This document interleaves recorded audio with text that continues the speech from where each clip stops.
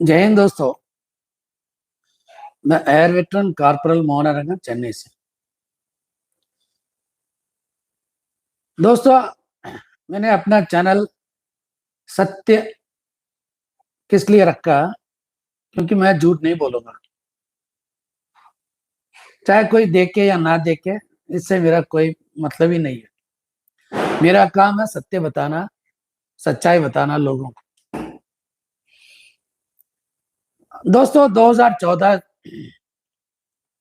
हमारे जो है भारतीय जनता पार्टी का सरकार बना और 2013 रेवाड़ी में हमारे माननीय प्रधानमंत्री जी, उस वक्त का जो गुजरात का चीफ मिनिस्टर था, उन्होंने वादा किया कि अगर हम सत्ते में आएंगे तो 100 दिन के अंदर वन रैंक वन पेंशन लागू करेंगे। दोस्तों, 2014 में पावर में आने के बाद कुछ दिन के लिए कोई रिएक्शन नहीं था और उस टाइम का जो हमारे डिफेंस मिनिस्टर कम फिनेंस मिनिस्टर था, स्वर्गीय श्री अरुण जेटली जी। दोस्तों, 2014 में एक वन रैंक वन पेंशन के बारे में जब मुद्दा उठा, एक ऐसे फार्मूला बना के दिया हमारे सीनियर ऑफिसर्स ने, और हमने भी अपनी तरफ से भी मतलब मिलती जुलती वही बनाया, यानी कि जेसीओ वार्स की तरफ से भी। हाँ, थोड़ा परसेंटेज में फर्क था। और उस फार्मूला क्या मतलब, वो फार्मूला क्या है? वो फार्मूला ऐसा है, हमारे चीफ ऑफ आर्मी स्टाफ या chief of air staff, chief of naval staff, इन तीनों को जो है एक्स ग्रुप पेमेंट नहीं मिलता। इन तीनों को कोई एमएसपी नहीं मिलता।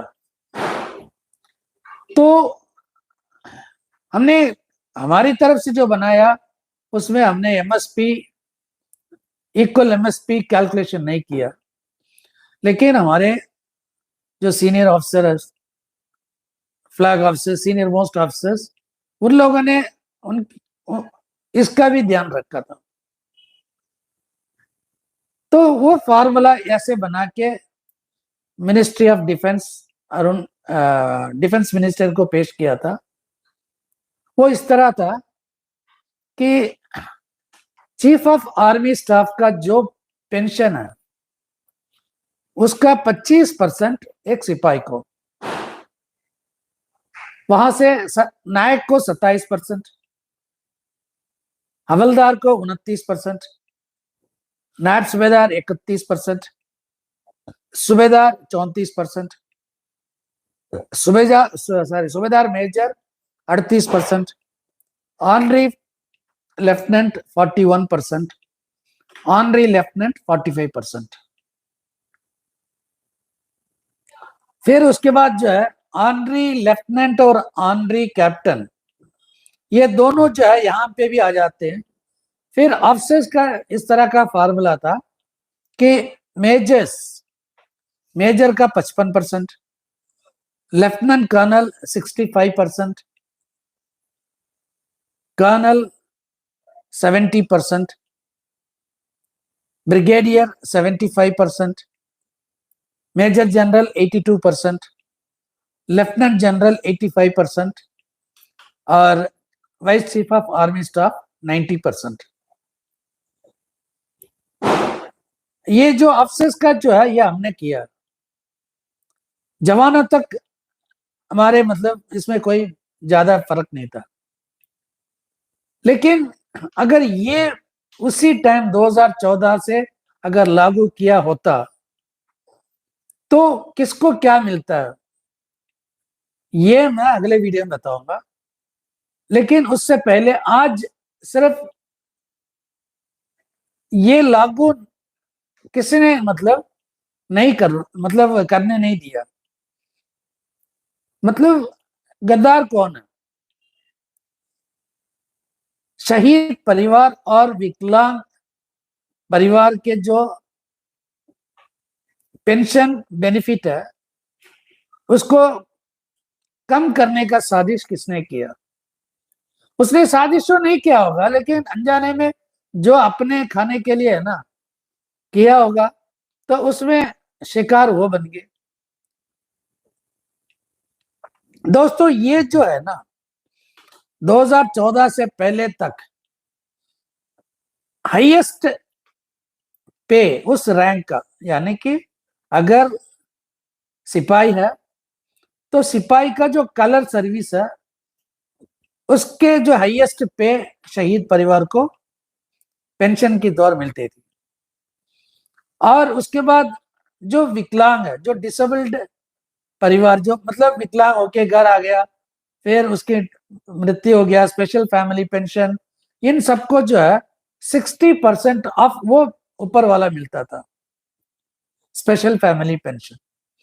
इन दोनों के बारे में आज मैं एक छोटा सा क्लिप बताऊंगा और बाकी हर एक रैंक का जो है तुलना करके मैं बताऊंगा। दोस्तों पहले एक सिपाही की बात करते हैं। अगर 25% के हिसाब से अगर हम कैलकुलेशन करते हैं उन दिनों का, जो हमारे चीफ ऑफ आर्मी स्टाफ का जो है पे हुआ करता था 90,000 और पेंशन है 45,000, तो शहीद परिवार तो फुल पेंशन है।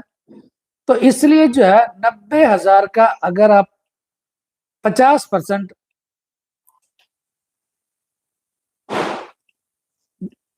45,000 रुपए जो है उसके उसके हिसाब से अगर आप कैलकुलेशन करोगे तो एक शहीद परिवार का जो है ना एक एक 2006 से 2006 से बनता है 22,500 रुपए एक सिपाही के शहीद परिवार को, और इसी का 60% स्पेशल फैमिली पेंशनर्स को। और एक नायक का जो है 24,300 बनता है शहीद परिवार के, और एक हवलदार की 26,100, एक नायब सूबेदार की 27,900, एक सूबेदार की शहीद परिवार 30,600, एक सूबेदार मेजर की 34,200, ऑनरी लेफ्टिनेंट ऑनरी कैप्टन का तो शहीद का नहीं, शहीद नहीं होते हैं क्योंकि वो सर्विस से बाहर आ जाते हैं। ये जो है उस फार्मूला के अनुसार शहीद को एक 2006 से फायदा मिलना था, लेकिन मिला नहीं, मिला नहीं। अगर वो लागू किया होता आज के हिसाब से, एक चीफ ऑफ आर्मी स्टाफ का पेंशन है 1,25,000 रुपए, उसके हिसाब से एक सिपाही की शहीद परिवार के आज का पेंशन जो है 62,500 रुपए, एक नायक की शहीद परिवार को आज मिलेगा 67,500, हवलदार की फैमिली पेंशन शहीद को मिलेगा 72,500, एक नायब सूबेदार की फैमिली पेंशन शहीद का 77,500, एक सूबेदार की शहीद परिवार है तो उनको जो है 85,000, एक सूबेदार मेजर की शहीद परिवार को 92,500। दोस्तों ये मिलना था उस फार्मूला के अनुसार, लेकिन बीच में रुकावट किसने डाला, इसका वजह क्या? एक 2014 में इन लोगों ने 3-4 मीटिंग किया, हमारे माननीय डिफेंस मिनिस्टर उस टाइम का स्वर्गीय अरुण जेटली साहब और स्वर्गीय मनोहर पर्रिकर साहब से। मनोहर पर्रिकर साहब ने जो है एक फार्मूला उसने भी बनाया और उसको जो है हमारे एक उस टाइम का आंदोलन में जो भाग ले रहे थे एक अफसर उन्होंने उसको खत्म कर दिया था। इसके बारे में मैं ऑडियो के साथ आपको प्रूव करूंगा, क्योंकि कुछ लोग बोलते हैं ये झूठ बोलता है, तो इसलिए मैं ऑडियो के साथ पहले उनका ऑडियो सुनाऊंगा, फिर मैं अपना वीडियो बनाऊंगा।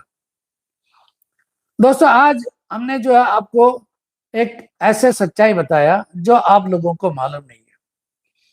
अगर वो फार्मूला अगर लागू कर दिया होता, आज के हिसाब से एक सिपाही को क्या मिलता, और 2014 से लेके 2024 तक का एक ही ओआरओपी, या मतलब 2014 फिर उसके बाद 2024, 24 में भी नहीं, सॉरी 2016 में तो पे कमीशन आ जाता, 2026 तक कोई ओआरओपी नहीं देना था।